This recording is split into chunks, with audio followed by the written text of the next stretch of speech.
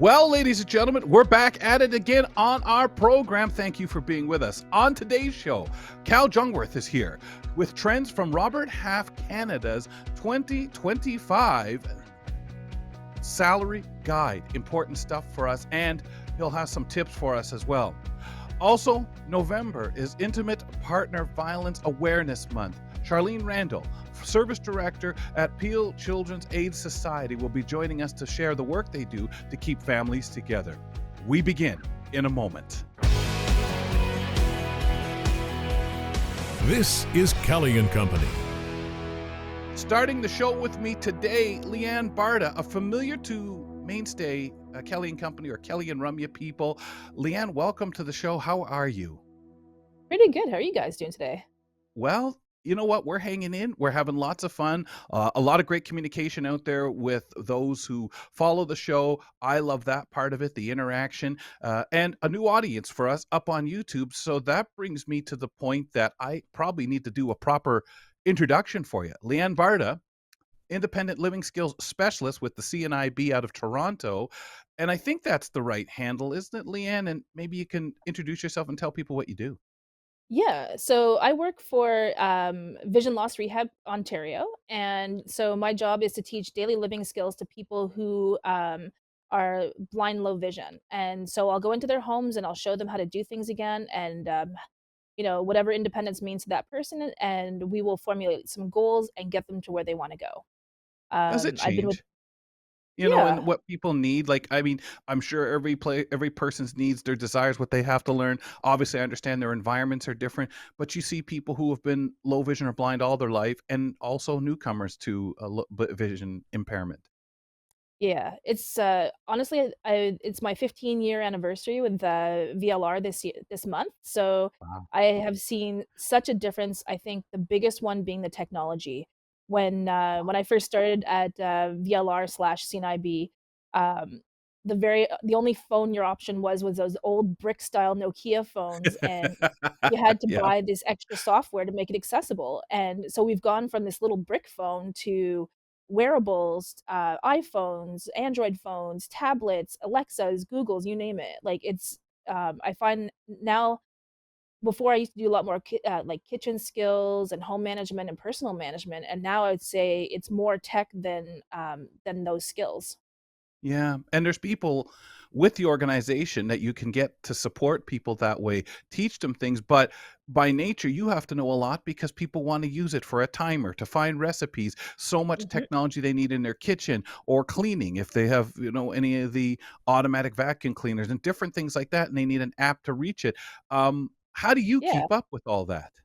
Oh my goodness. It's never ending. Every time I think I've got something new, then, something else comes out on the market and I have clients asking, "Oh, did you hear about this new thing? And can you show me how to use it?" So I've got to Yeah. figure it out pretty quickly.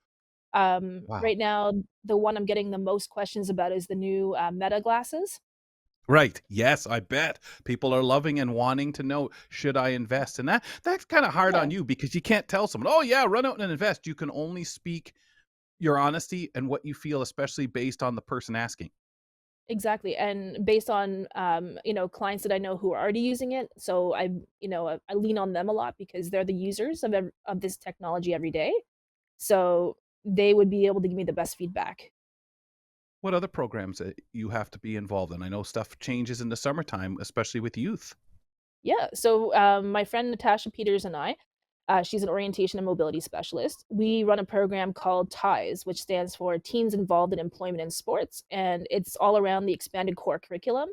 And we make sure that our youth are getting pre-employment skills, leadership skills, daily living, orientation and mobility, basically everything they need to become a fully formed adult. Oh, that's fantastic. Leanne, glad to have you back with the program. Look forward to our monthly visits, conversations. There's so much we get into, and I fully believe in when we put the show originally together. Life skills, living skills, mobility, all these things that fall under the umbrella of some of the staff that come on the program to help us get through some of this, navigate, talk to people, hopefully inspire people, or at least give resources for them to go and get those supports you guys provide. And these talks to me are absolutely crucial for many of our viewers and listeners out there. So we thank you guys for what you do. Thank you. I heard an interesting thing recently that vision loss via diabetes is Mm, probably the the leading diabetes, that is, cause of yeah. vision loss among adults working age. I understand Mhm. that that is something to really think about. So as we get into this conversation that we're going to talk about, let's talk about the digital divide that you kind of Yeah. mentioned a little while ago being experienced by those seniors out there experiencing vision loss and those inequities that it's creating. And I'm going to jump off of that comment I made about adult working people working age, diabetes Mhm. and blindness. Yeah, diabetes is just one of those things that's so insidious, and it has so many far-reaching health consequences than people realize, and Yeah. just beyond learning how to manage it, non-visually, there's, like, the insulin pumps that are not accessible, um, you have, maybe 1 or 2 talking meters out there, but they're not the be all and end all, and now you have, like, the wearable technology that you can scan with your phone, but even that sometimes isn't accessible, so there needs to be a whole lot more, coming down the pipes because there are so many people with vision loss using these products. Is there a way, Leanne, as someone who and we've talked about this with Mark Rankin, where do I go? Do I go to the manufacturers? Do I go to the health profession? When you have conferences, when you find yourself out there and advocating for education, for supports, um, is there anywhere that you guys go to? Who is it? Just MPs? Is it something MPPs, I should say, and MPs? Is that the way to go when we see the advocacy policies being pushed into place, being pushed to their limits, to kind of recognize some of these things for I don't want to say a niche community. It's a Yeah. fact of life, and we're talking about high numbers of people affected, whether it's diabetes, getting older, Mhm. cataracts, whatever it might be, Yep. who need to be trained on these supports. Exactly. So about 2 or 3 weeks ago, our CEO, Jen Urosevic, actually was in the Senate, and, she was there with some consumer groups like CCB, Visionaries, and several others, and they were advocating for a national bill on, vision healthcare reform. And right now, it's gonna include more money for, research, more money for, rehab, and more money just to kind of help, our this community along because there's just so much more that needs to be done. And, last I heard, it passed the Senate, and now it's waiting for royal ascension, which is really good news for everyone. So we always think of young people embracing technology. Working age people, kind of curmudgeons. We're used to what we're doing. We don't want to have to change something up. We get told we're having a vision loss situation. Where do you find it the toughest? Is it the seniors, that because they're so used to life and they're at that point where they're, "What? You're telling me I need to learn something else?" Or have they turned around since the pandemic, a lot of them, and embrace what they may have to learn, whether they're someone who's been blind all their life or low vision or new? I find it is such a spectrum with my seniors. My younger ones who are, I would say, 70 plus are more willing, to be early adopters of it, whereas my Wow. clients who are in their 80s and 90s are a lot more hesitant, and they have, they didn't grow up with the technology, they never No. really had to rely on it for any particular reason, so just even convincing them that it be something useful for them is, one of the hurdles. I'm thinking if my parents were alive, uh, now, they'd be those above 80, and I know what I used to hear from them when it came to, "Hey, you wanna work this? Want me to teach you how to use this computer?" "Oh, I'm afraid I'll break it." Yes. Yeah.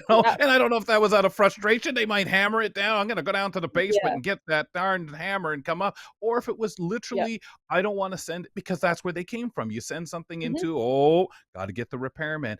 Is that still what's said, and Yes. has it changed since the pandemic in any way? I would say slightly. We have, a lot of my seniors who are now emailing, using FaceTime, Zoom.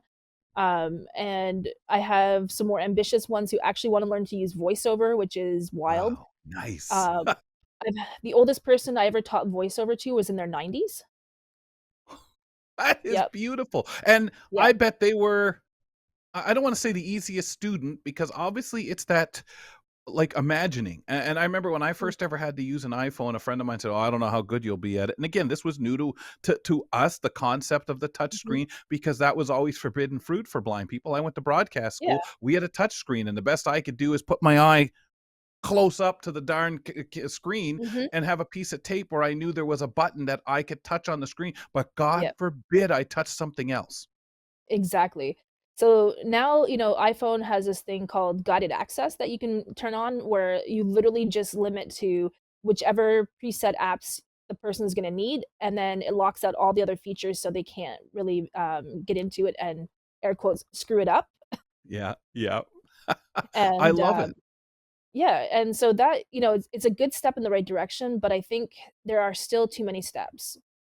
If you just think about, like, just getting into your email or using Seeing AI or even, Be My Eyes is getting better because you can get it, with a Siri shortcut to call the volunteer, but I think it can still be simpler.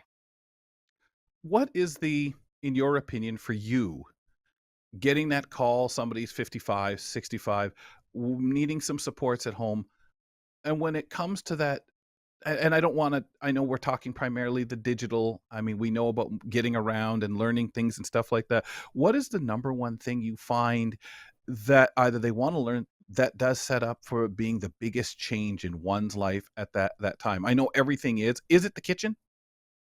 The kitchen I is mean, it's the most definitely a big one. important, right? Yeah, yep, so using, how to cut and peel safely, how to pour hot drinks safely, marking their appliances so they can use their stove, and set the controls, the way they want them to. All these things to kind of make it systematic and safe. And so one of our biggest things is, like, obviously, using the cafeteria style tray. So, like, when you're Yeah. pouring, peeling, cutting, or measuring, it's so simple, but it gives you, like, a defined workspace and it makes your cleanup a whole lot faster. It's, easy things. Yeah, you don't have to chase your peas everywhere because they'll stay with at least in that tray. When Mhm. it comes to the argument of learning Braille to be able to do a grocery list or for those who need that, or just tactile, are the bump dots primarily what people are using, whether it be for their microwave, whether it be for cat? What do you find, especially as someone's older, they're saying like, I'm not going to learn Braille just to do this or to do that, to know Yeah. where the stop button is. I'll try to memorize. Or is that Mm. mainly what you find yourself applying and suggesting? Oh, yeah, bump dots are, my number one thing that I dispense. I have a whole little kit that I bring with me with different sizes and colors and textures, and, for some people, for the microwave, the easiest thing for them is just to put on, um, a button on the little express 30 seconds or express 1 minute and stop clear, and they can fully use their microwave after that. You Wow. wanna make it as simple as possible, but as effective. I know when I had to learn stuff like that, it was like, "Oh, you gotta put something down so I know this is the stop button. So we need to put the word stop." And I remember saying, "Well, yeah, Mhm. but I just really need to locate where it is. I know it's if it's 2 bump dots over, I'm using it enough that that's gonna stick in my head, especially if Yep. I'm not a Braille user." Now, again, on mine, I can set the date, sorry, excuse me, the time. I can Mhm. make my selections for the power and everything like that. So I get it, but I can read Braille, and Yeah. it's quite handy and sturdy. But I think about what if I didn't, and how much I love Mhm. it in an elevator, being able to Yep. utilize that stuff and not end up going to the wrong place or something like that, and somebody whipping their door open. What are you doing trying to get in my place? These Exactly. must be the Yeah. real challenges that you have. And I know we Yep. focus a lot on newly blind because so many of us start our life in that, but there are those areas for younger people too, going to college Mhm. or moving Yep. into a place for the first time, and we need the Yep. same things.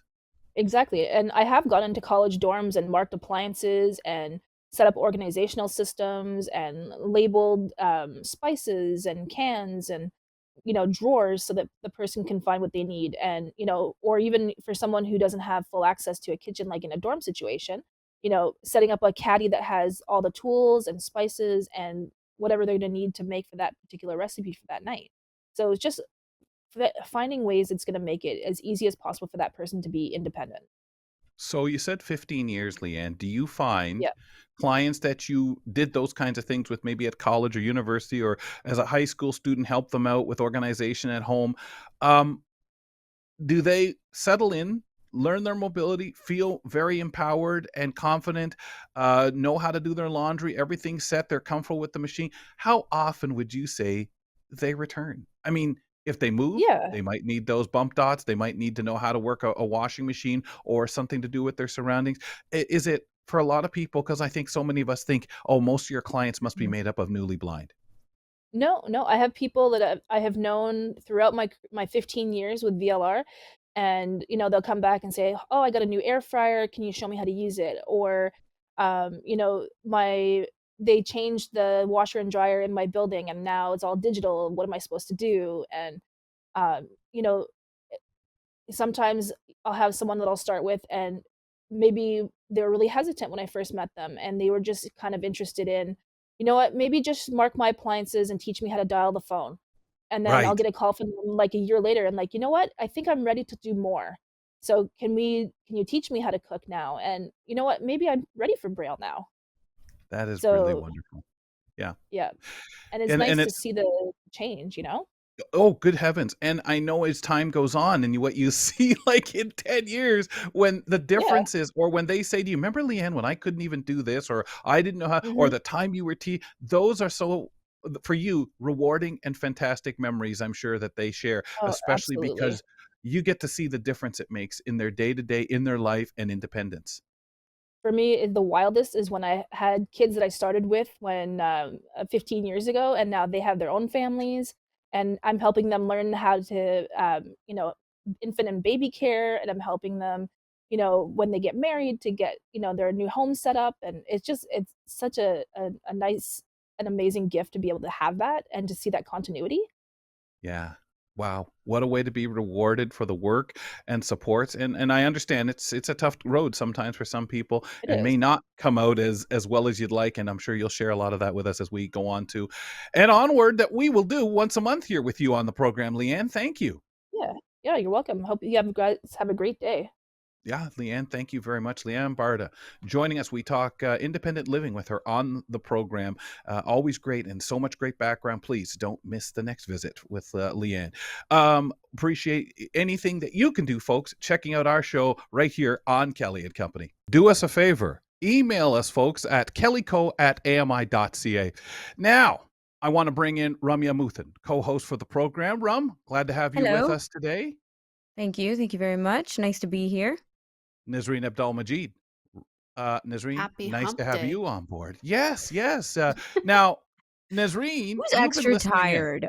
Who's Extra extra tired? tired on Mm, Wednesdays, by the way? Like, Why? what is it about Wednesdays? Why? I have what? no I idea. have I no think you guys were idea. talking yesterday about 3 cups of coffee or Monday or something, but for me, it's always the killer Wednesday exhaustion. I think it's What Yeah. relaxed day. happens? I think it's relaxed. I think we get in a false sense of, okay, I've caught up, and before I start working like a devil to get ready to take the couple of days off or be ready to end the Mhm. week, I think we let our guard down on Wednesday. Plus, still a few days to go. I Yeah, guess. do It's you gotta hate be. Wednesdays or Mondays more? Because I feel like Wednesdays are just Ooh, I feel more tired than Mondays, which is Yep. so weird because Wednesdays it everybody is. complains about Mondays. You're, like, just Monday dragging for the me. rest of the week until Friday hits, Yes. and then you're like, "Woo." But I honestly, if we go to those 4-day work weeks, Oh, I you're would at that say again. Monday, Tuesday, Thursday, Friday. Oh Take Wednesday gosh. off. Oh, Yeah, really? split it completely, Yikes. absolutely. No Mm. way. No, Me, I can't do Monday 4 through days in a row. Thursday, get lost. I'm gone.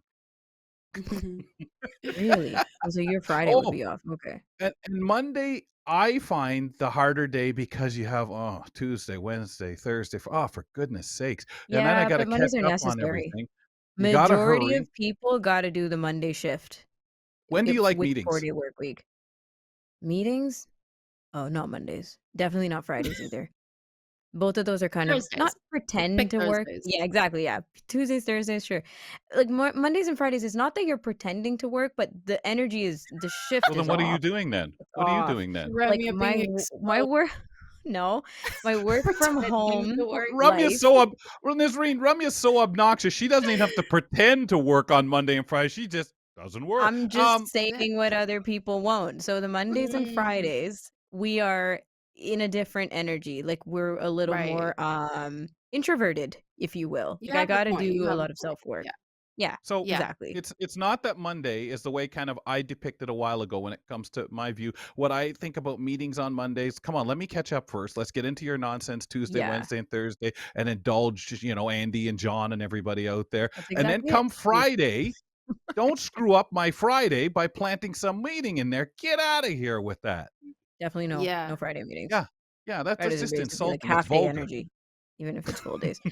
But remember back in the day for Kelly and Ramya, we used to have 11 a.m. meetings on Mondays. And then sometimes somebody else from another department would tack on a 10 a.m. meeting on top of that. I'm like, guys, Mondays are rough as it is. Let's not start the day with meetings, Oh my. On please. a Monday is awful. You can't even be possibly ready to present or tell them anything or have a Oh, real constructive idea on a Monday morning no. as far as I'm concerned. Just Forget because it. you're too busy elsewhere and distracted. Not because you don't know your stuff. You're just too distracted and forget it. Tired. Anyway, the preceding announcement was furnished by the Kelly and Company team and directed at the AMI higher up brass. Nazreen, let's make the AMI higher up brass happy by talking a little social media and the fact that there's some great interaction and conversation out there people can have with you via our social media accounts. Mm-hmm. Yeah, so we'll start with the Twitter poll question that we posted yesterday, asking you guys which home remedy do you believe is most effective for relieving cold and flu symptoms? And the Okay, hold it. options Before you were go in with that, I just want to make mention yes. before you give us results. Rumya, I would love you to weigh in on this since you weren't with us yesterday. So, Oh, Nids, if you could yes. give us the choices, please.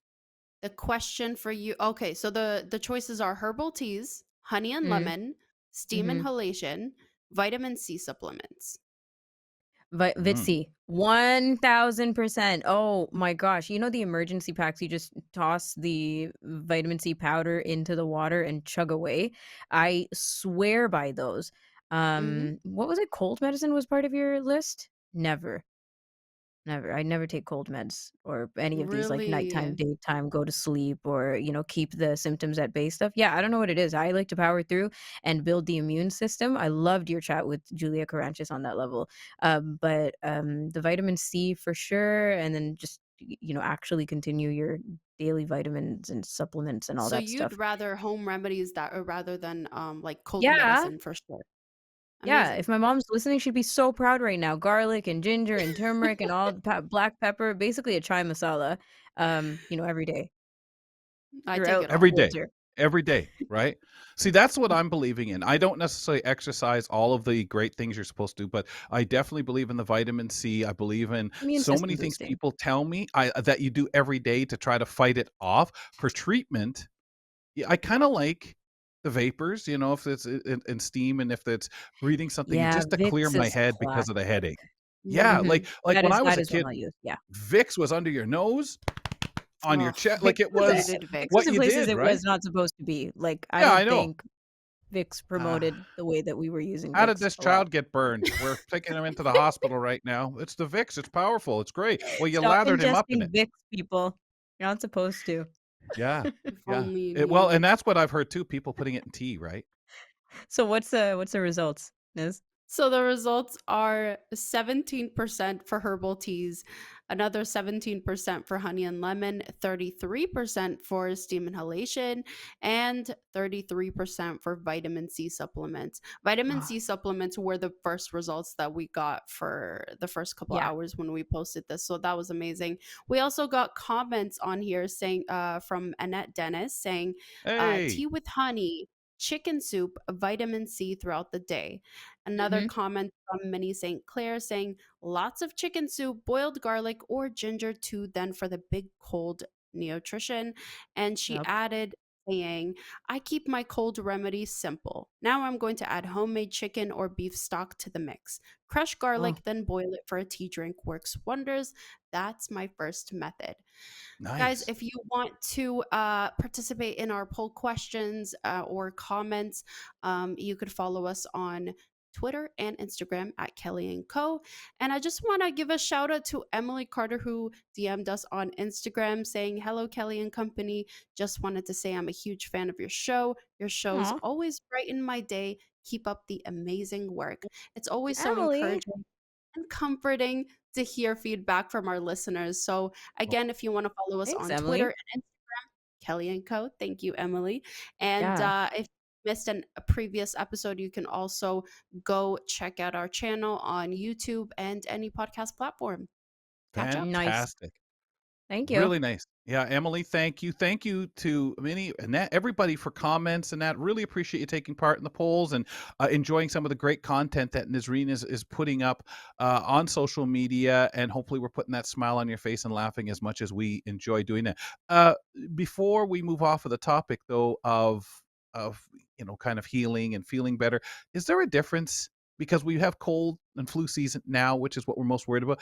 Do you change up what you do in the summertime? I think not Yeah, I on the do daily nothing in the stuff, summer. but treatment-wise. Come July or August when it's hot, a lot of these are to warm you up and make you feel good. Nothing. Nothing? I mean, I Miss? guess keep your smoothies. Like I try to keep up with my smoothies because then I'm getting the fresh veggie and fruit intake, right? Like all the fiber and stuff. Which, oh man, I should probably be doing that in the winter as well because we're just Oh, stocking up on yeah. carbs, Mhm. right? But Mm. so to counteract that, but no. How about you, Niz? For me, I in the summertime, I notice a difference. I like my green smoothies in the summertime. It's more refreshing. You know, you go outside, you work out more. In the winter, I'm very much an introvert just because it gets dark quickly. Yeah. But I Yeah. do tend to drink hot drinks more. Um, Focusing on my Nespresso bar here again. Uh, Mm, I don't focus on my green drinks. I feel like I'm not as healthy as in the summertime. yeah. I Wow. don't take care of myself as much as in the summertime. I don't know, it's so weird. There's so Yeah, much more sugar we around go and more on yeah. autopilot too, though, in the summertime, and I think Yeah. because you're out in fresh air, I just don't really get You sick feel a better lot. already. Yeah, like, maybe I get That's sick between November and beginning of January a little bit, and that's, whatever's handed. Well, I used to really get sick when I went to the gymnasium because there's so much you're Mm, touching there, and as a blind person, we're touching everything, and then you're trying to wipe and keep mhm. your hands as clean as possible, but that's not necessarily sterile. So, thanks, I do ladies. Really great. I Oh, I go ahead, do Nis. get sick in the winter time more. So maybe that's the difference, that I don't take care of Yeah, myself in the winter. you don't Maybe feel as good. that is the It's true. result. Mhm. Yeah. So I'm going to ask our guest, Cal, joining us here, Cal Jungwirth from Robert Half Canada. Do you have family, anything back home that when you were a kid and you came down with a cold and mom said, well, you're going to have to take this or anything? Did you guys have family remedies, Cal? It was definitely the Vicks when I was growing up, but I Uh-huh. will say for the record, now I'm a big vitamin C guy, Yes. Mhm. heavy dose all the way through. Not the So are you gummies though, right? The Vitsy No, gummies, that's just addicting, and I'm pretty sure Andy? it's not as And healthy. overwhelming, right? That probably is a good way to do too much. But do you do vitamin C all the time, Cal? Like every day, are you with the vitamins? I do 365 days a year, the vitamin Very C, good. Okay. and I'm That's touch wood. commitment. I stay This is role relatively model for healthy, you. but I'm probably Yep. jinxing myself. I was just gonna say, do you find it makes a difference? Like at this time of the year, particularly when everybody's freely handing out, "Hey, want a cold? Hey, how about some flu?" Ugh. You know what? I really do think it helps. I'm in a business where I meet a lot of people. I shake a lot of hands, so Yeah. staying healthy is True. important, and I try. And at least nowadays, people aren't so offended if you shake their hands and then yank out the Purell and start putting it on your hands because we got so used to that with the pandemic. But people, I'm sure, before you put it on your hand, well, what the heck? Do you think I have something? I don't want to find out. That's really what it is. We appreciate you making time for us today on the program. And Robert Half Canada's 2025 salary guide highlights key hiring and compensation trends that are out there amid this very changing job market we're involved in. So we thought we'd check in with Director of Permanent Placement Services at Robert Half Canada. Cal joins us to talk a little bit about these trends that have been kind of highlighted in a release out there. Cal, welcome back to Kelly and Company. Thanks for having me back. So, at this time, got some very interesting data. What is the most notable trend that you've pulled out of it? Yeah, I think there's a couple trends on the employer side, and then there's going to be a couple of trends on the employee side that definitely caught our attention. And number one, no surprise, salary and compensation is a very hot topic from the employee perspective. The research that we did says that about 51% of individuals feel underpaid right now. And I think if you think back to what we've been through the last couple of years with the cost of living going through the roof, that's not a surprising number. The number that we pulled out that's a little bit more concerning is that 33% of individuals, if they don't get a raise this year or a bump in salary, kind of a cost of living increase, they're going to look for other employment opportunities. So I think that's something that organizations need to be very aware of, that it's a hot button topic, as compensation always is. But with the construct of society and the cost of living these days, ultra important to employees. The other topic that employees really stressed with us is work flexibility. If we think back to the last 4 or 5 years, we obviously went through a stage there where many people went remote. The return to office resulted in many hybrid work setups, and individuals are still craving that flexibility, but employers see it a little bit different in that they want folks back in the office a little bit more. So there's a little bit of a difference of opinion there. Mm-hmm. Mm-hmm. I'm curious if it's close to the narrative that we can compare the stats to when we're saying, just generally speaking, the chit chat that we're having, or as you said, are employers actually aware of what's trending, what's important, and how demanding people are of things like a bump in salary or flexible work. What is the answer to that? Like, are we generally talking about this stuff overall, or are these stats to be looked at and like, that's interesting, we didn't think that was real? It's, as usual, a little bit of both. I think some organizations have a high awareness around these topics, and it's kind of part of their process as they would budget and forecast for the upcoming year. They're having discussions around, okay, how do we retain our best people? How do we recruit the top talent out there? Part of that is going to be salary reviews, whether that's individual or if it's across the board as more, again, a cost of living. And then I think the topic around flexibility, that gets a lot of chatter either way. People are telling us that if they are a hybrid setup, they would love to be in office 2 or 3 days a week max, whereas organizations are saying, no, we'd love to have you in 4 days a week. That's kind of their magic number. And then we'll give you that one extra day to be flexible or work from where you wish. Mm-hmm. Are we, Cal, seeing the ask from companies, managers being a little too soon, based on the fact that so many companies will cite the pandemic on their process of recovery? And maybe how come we're seeing this lower salaries, this not hurrying to increase, almost say, well, because we can hold off, people want their jobs, people, the lack of awareness of a company to say, well, hey, they're just going to go find jobs elsewhere, because we've been used to, I don't want to say hiding, because there's a 100% legitimacy in how much money people in companies lost during the time of the pandemic. How long do we hold on to that as our reason to repress salaries? Well, I don't even think it's repressing salaries. And to answer your question, I do think we need to move on. Businesses are bottom line driven, and it's about results this month, this quarter, this year. So it needs to be based in kind of factual data.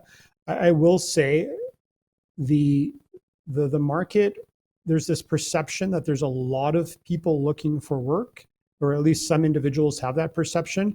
And I would say that that's not necessarily the case. The unemployment rates are relatively low, and in some subsectors, i.e. some more of the professional positions, finance, IT, admin, the unemployment rates are hovering between about 2 to 3%. So, supply and demand will always dictate salaries to a degree.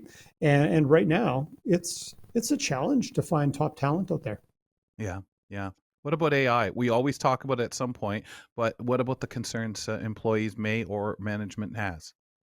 Well, it's definitely playing into how organizations are hiring these days in terms of what skills do they need to attract as an organization.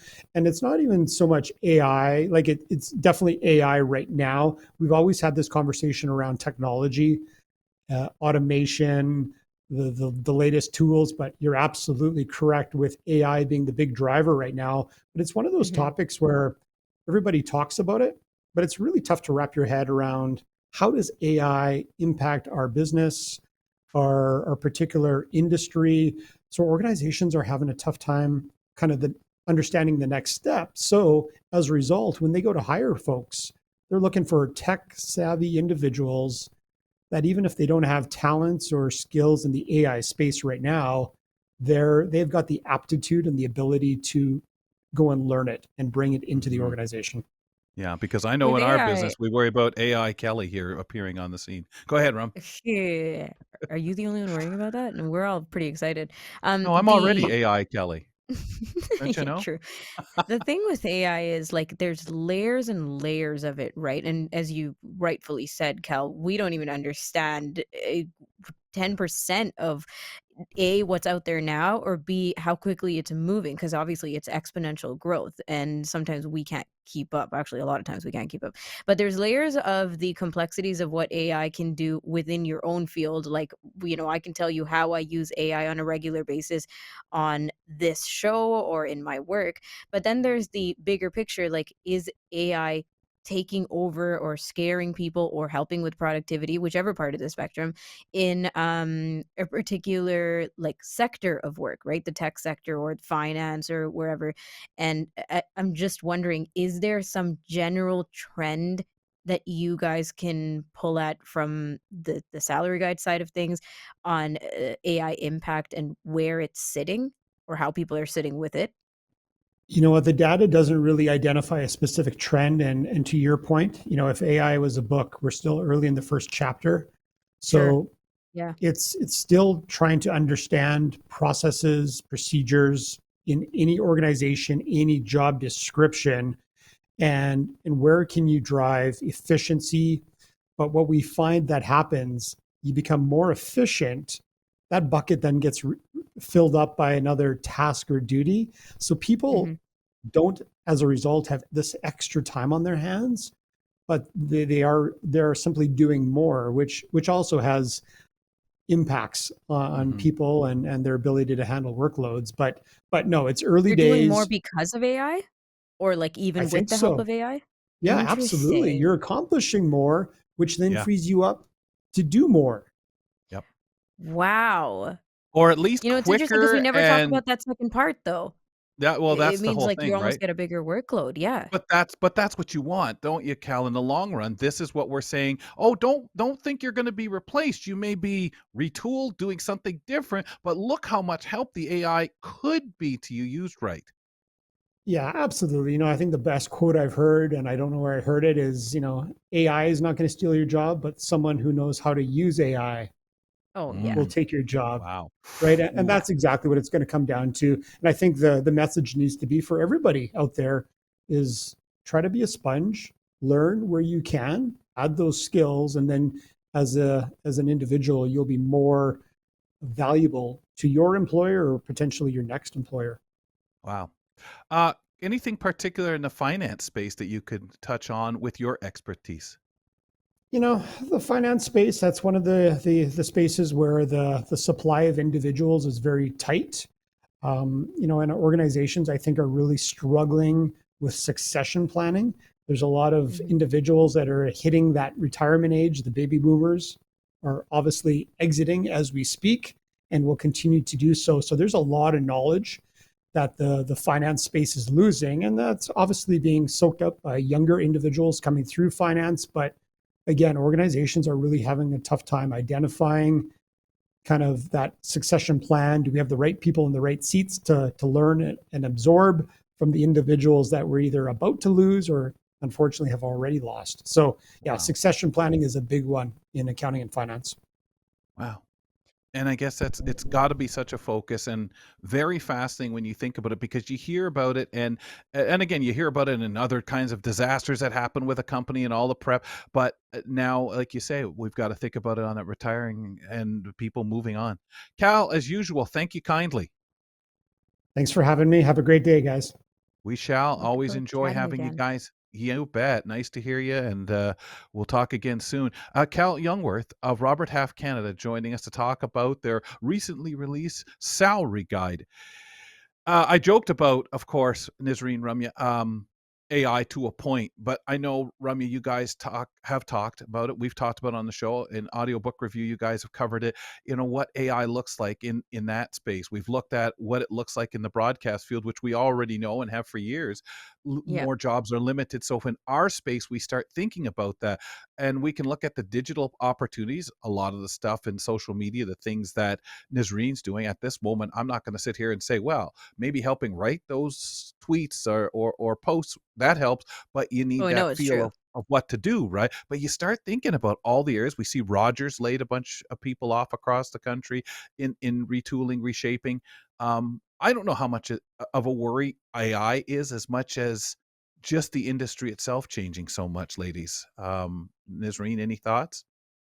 I think it stresses me out a lot when I think about this because, as you said, there's limited jobs and a lot of people get laid off, and I think it's due to AI being so advanced right now that there's so many jobs that it can be taken over, right? So Yeah. it does stress me out a little bit. I mean, it's helpful in so many ways, and it's an amazing tool to have, but when you are in this industry you start to wonder, "Ah, what's AI going to do to take over my job?" Like it's stressful, right, Rems? Mhm. Yeah, I mean, the thing is, like, as Cal was saying, if you're a sponge, if you embrace it, and I'm no way saying that like I'm really good at accepting whatever AI is and whatever comes with it, but I will say I utilize it. Like I utilize Hmm. AI to my advantage. It's just the most basic form of it, right? Like Yeah. ChatGPT or something. Whether it's like personally just trying to find out information on the go, putting in links and getting things spit out in summaries, because it's true. It helps your day to day. And it can expand your knowledge as long as you know how to push back on whatever AI is giving you, because it's still so early. Like you Yep. can't trust Yeah. it properly. Nope. You have to source But you things can make it yourself. work for And you is what you're saying. Make it work for you, utilize it absolutely. that way, know And know its shortcomings and where it works, It And is for important. Yeah. accessibility, there's a trillion Mm. reasons why not just a AI has ton. been no, a trillion gazillion reasons why AI is so helpful with accessibility, from describing images to describing videos to alt text to captioning to whatever Oh else. Like yeah. there's just, and it gets better and better every time, and there's more and more use cases for it. But every blind person is excited about AI in this aspect, and that's the part that is less scary. It's more like, yeah, we Hmm. know this tool is super, super helpful and saves a lot of time and a lot of effort on our end going, hey, isn't somebody going to do this work so that like something can be made accessible for us, please? AI Yep. Hmm. bridges that gap. Fantastic, ladies. Thank Yeah. you. Folks, we want your opinions too, your thoughts. You can always talk to us. We'd love to hear your voice. Call 1-866-509-4545. Would love to chat with you whenever you have a moment or are thinking and having something you'd like to share with us. Rum? We're going to have a very important conversation right now with a guest from the Peel Children's Aid Society. So, at the Peel Children's Aid Society, people believe in keeping families together and keeping children in the home whenever possible. And we're talking to Service Director Charlene Randall. She's going to be sharing basically the impact that this kind of initiative has on people and why this information is important for us to talk about and for us to know about, especially if you're experiencing domestic violence or understanding of what exactly domestic violence is. So Charlene, thank you so much for coming back on the show. We really appreciate having this kind of conversation at least once a year around this time, because it is the awareness month. So thank you. Thank you for having me. So, of course, this is a tough conversation and can be very difficult. But of course, it's important to have as well. So, the definition of intimate partner violence, it may have changed over the years. Perhaps, maybe we think we understand what it is. Do you mind just telling us exactly what intimate partner violence is so we can get started? Absolutely. I think quite simply, it refers to the abuse and aggression that occurs in close relationships. So, an intimate partner could be a former partner, a spouse, folks who are in a romantic relationship, a very intimate relationship. I think more commonly people know of domestic violence, but that really spans across parents and children and siblings, whereas intimate Hmm. partner violence refers more to a more close and intimate relationship. Okay. Okay. And you're Mm. saying it's nuanced. It doesn't have to be the person you're married to or the person you're currently living with necessarily. Absolutely. It Okay. it spans across gender, sexual orientation, marital status, and it often involves like patterns of dominating and controlling behaviors. Mm. Is is there strategies? I mean, there's obviously what we best practices, obviously respect each other, take care of each other, everyone around you, be fair and understand, and control is such an issue.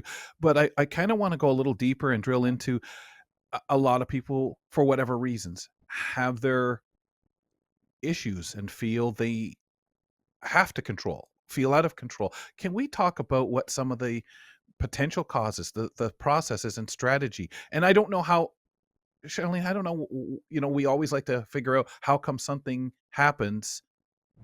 We just know that this is severe, and a lot of people, 20% of the murders that have happened in this country in the past year have involved this subject. Absolutely. I think when you're looking at intimate partner violence, it's so important to look at the root causes. Again, like I said, power and control is a very prominent piece of that plays into intimate partner violence. Gender inequality, when we think about societal norms, right? We think about who's kind of what the patriarchal values are that are in place right now. Even people who have been exposed to violence as children, that they Yes. continue to normalize that and it continues into their adulthood. Different folks have difficulty expressing their emotions and their behaviors, or they might be challenged with substance misuse, or have different types of trauma or economic stressors. All of these things play into the root cause of intimate partner violence. Okay. And I, When we Mm. talk about, oh, sorry, you were going to say, and then if we could talk a little bit about what strategies you guys are finding are working. Absolutely. I can talk a little bit from the perspective of child welfare because I don't think many people are familiar with the fact that intimate partner violence is a third of the referrals that come into our organization at PLCAS. And so we have year over year continued to see an increase. Last year we saw 29% of our referrals were intimate partner violence, and that really grew to 36 moving into this year. And so, as an organization and as a sector, we look at different things to help to develop a strategy to address that. And a lot of that has to do with developing, building a capacity within our organization just to be able to support those who are facing intimate partner violence and working to enhance different services and supports. Which would include engaging fathers who perpetrate violence as well as developing really good, strong partnerships with our community partners because those who are experiencing intimate partner violence will never be able to get through it alone, and they do need the support of all of us who are around. Charlene, how much of the time, and I guess you don't necessarily have to say percentage wise, but how much of the time when people reach out to um, Peel Children's Aid or other community services similar to this one, how often is it because people are trying to leave their current situations versus um, try to work out whatever is going on? I'm curious because sometimes I feel that oftentimes the narrative that we hear is that, you need to leave and this is the way out. But I don't think it's that easy or simple. Mm-mm, mm-mm. And Yeah, it and I'm used to be, happy. Charlene, I would hear a lot as years gone by of partner violence, how many times people would say it happens X number of times before someone says, I can't tolerate this anymore. I'm leaving. Yeah. Yeah, and sometimes it takes up to 7 or more times before they leave. I would say I'm happy that you asked that question because I think traditionally there have been thoughts that leaving will keep women safer, or that's what women want to do in these situations. I would say the majority of the times, a lot of the mothers who we work with want to stay in their relationships with their partners. And so Mm-hmm. this is why it's so important for us to work with our community partners to develop ways that we can help to keep them safe. Sometimes it's so critical that it's important for there to be a separation, and Yeah. other times it might not be that significant yet. And so it's trying to find ways to support them in a safe It's way, and especially with the children. And it's tough, right? Because that means everybody has to engage, as you said, in the conversations. Absolutely. Both partners and other community members, mediators, potentially the children, but it's gotta come out. Like there's no Mhm. secrecy and there's no, okay, she's left, so everyone's dealing with things separately. I say she because, typically speaking, or stereotypically speaking, I should say, women going through intimate partner violence. But you said that's not even the case. Yeah, the research tells us that the majority of survivors are women, and that it is men who are perpetrating the violence. And again, I think what we've learned from our community partners, especially working closely with or being a part of the Safe Center appeal, is that it's so important to have an approach that isn't just linear. That we're listening to, really hearing what the woman wants, having her empowered, and telling us how she needs the support to be able to stay safe and to keep her children safe. Hmm. Charlene, when we look at partners, the perpetrators, and those discussions happen because I'm sure many heard you say a lot want to stay in their circumstances. Can we talk a little bit about that part of things? I mean, many don't want to be that person who wants to control or conduct this kind of violence on a loved one. Absolutely. Yes. And I think, there's many different strategies that have been developed to help to engage men. And this is a key part, I think, that the sector is looking at and saying, like, for the longest time, we focused so much of our resources on keeping women safe, separating them, that there hasn't been as much attention on those who are perpetrating the violence. And you're absolutely right. I would say a good portion of the fathers that we engage with will say that this is not what they want to be doing, but they do require a different type of customized support to help them get to a point where this is not continuing. A lot of them have been exposed to violence as children themselves, or have had significant trauma Yeah. growing up. And what is part of the rehab? Can you walk through some of the steps or the things that people can understand is part of what work goes into everything after contacting help? In relation to perpetrators of violence, Uh, or in general, just the type of in support. general, with Peel, Children's Aid, whatever you guys offer, your teams at the center, etc. Yeah. At first, the very first step is whenever we receive information, we have two family intimate partner violence teams. They go out and they meet with families. They try their best to do that within their homes and somewhere that's safe, a setting that's comfortable for them, and really help to develop a really comprehensive safety plan.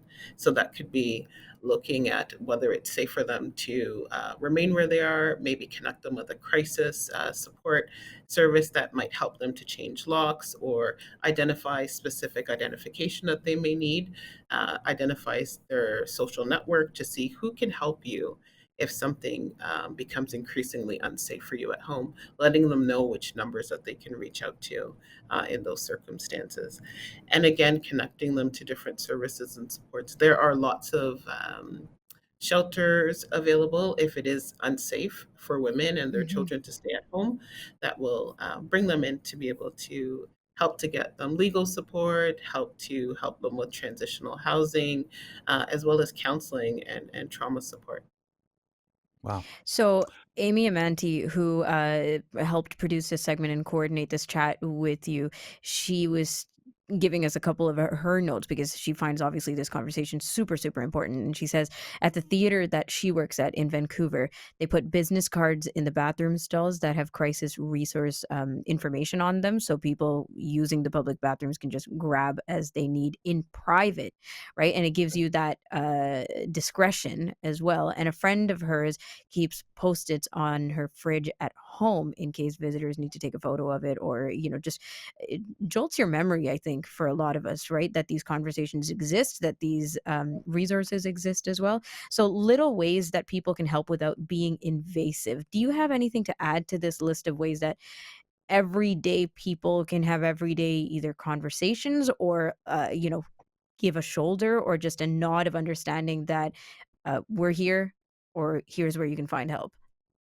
Absolutely. I think, and I love those different initiatives that are happening in Vancouver. I Me can speak too. for Peel because we have a campaign, a public campaign in our region where there's even information on in bus shelters or on buses and bathrooms, like you said. Grocery stores, they have information where you can actually go and connect with someone who works at the grocery store, and there's a code word, and they know that they can initiate help for you. I Mm, say, you know, a lot of people know those who are close to them, and they often can tell when something is happening. And I would say, if you Right. see someone Yes. or you see something, lean into that, ask some questions, see how you can be helpful. And I think the biggest thing is to not assume that the first solution is to have that person removed, right? I think that that is one of the things, the barriers or challenges that women have is yes. in speaking out, is that they think that they're going to lose everything. So Hmm. if you have a friend or relative or coworker and you notice something, say something. I think families also should be aware that they can reach out to so many resources in the community. They can contact their local children's aid. They could even speak to someone at a school. There are lots of domestic violence hotlines that are available across Canada that are able to wrap around families. And in Peel, we have the Safe Center of Peel that can give an umbrella of services for women who are experiencing intimate partner violence. I think it's the Well, reaction people give right off the bat of, "Wow, yeah. how can this be happening?" How do you measure success, Charlene? Because I know some people probably think, well, and go back to that line of thinking, "Get out of there," or "It's gotta be this, it's gotta be stopped, the person's It's gotta go all to or jail." nothing. Tell Mhm. us how, and maybe you have a story of something that you can share. Yeah, I can tell a little bit of a story because success can come in many different ways. I think about the Mhm. individual success, right? From that woman or survivor just feeling really safe, the fact that her children are safe. More broadly, we can think more about prevention strategy. So, like, what are different ways that we can start to get the word out so that people even know that this isn't an isolated thing that happens in one home, that this is actually quite pervasive. It's an epidemic across Canada, and success in community collaborations. But I think about a particular situation that one of our team supported a mom who was she had two very young children, and she felt really challenged to tell her family about the regular abuse that was happening by her partner. And she said, looking back, she was able to rationalize why her partner was harming her, because she said, he was very stressed, he was going to work, he had a very difficult job. And she said it wasn't until he started to threaten that he was going to kill her children that she realized that, this was not a safe situation for her to continue to be in. And, it was, I think, the next day that her son happened to just go to school and disclose that he was afraid that his father was going to kill him, or his Mm, exact words, and kill his mom. And she was very devastated because CAS was contacted, and she thought immediately what many people think is that she was going to lose her children. Um, but she recalls, having that initial meeting with the worker and the warmth and the response from the worker from CAS, and just said that it was life changing for her because she was able to make a connection. She was able to tell a story and have a safety plan that kept her children with her, but also helped to get her some legal support. She was newer to the country, so she also had some settlement supports as well. And so it was just seeing the beauty of that wraparound around this woman and her children that was able to keep her safe. And I think for her to know that she wasn't the only person who was going through this. yeah. I mean, in this conversation, we touched on some of the difficulties or like the core and the essence of intimate partner violence, the substance, but there's a lot, right? There's the language barriers, there are, where you're living locationally and everything else to consider, Charlene. And I'm sure that your team and other teams that are working with people going through these situations are highly sensitive and um, like you said, very warm. That initial intervention is super important as well. Thank you so much for coming on the show. Thank you for, opening up this conversation for us and taking it to the levels you did. A lot to think about. Appreciate it. Thank you for having me. Thank you. Always wonderful. Wow. Yeah, it's obvious that she's very passionate about this work, and she stepped away for a bit to talk with us. That's Charlene Randall from the Peel Children's Aid Society. And since 2009, 20% of murders in Canada have been the result of intimate partner violence, and it can be closer to us than we think. That's a bit of a PSA. So there are different crisis lines, shelters, resources in all provinces. In Ontario, you can contact the Assaulted Women's Helpline, 1-866-863-0511. On behalf of Ramya Muthan and Nazreen Abdul Majid, saying, hey, we'll talk to you tomorrow on the program when Christine Malik joins us with access examples beyond audio description. We also will visit with Tiffany Taylor, who tells us what life is like living on a sailboat as a blind woman. And Chef Mary Mamalidi is back with tips from the kitchen. Follow us on Instagram and Twitter at Kelly & Co. AMI. Have a wonderful day. Fedora's off to you. Thanks for tuning in to Kelly & Company. Follow us on all social media and don't forget to like and subscribe to the channel for more.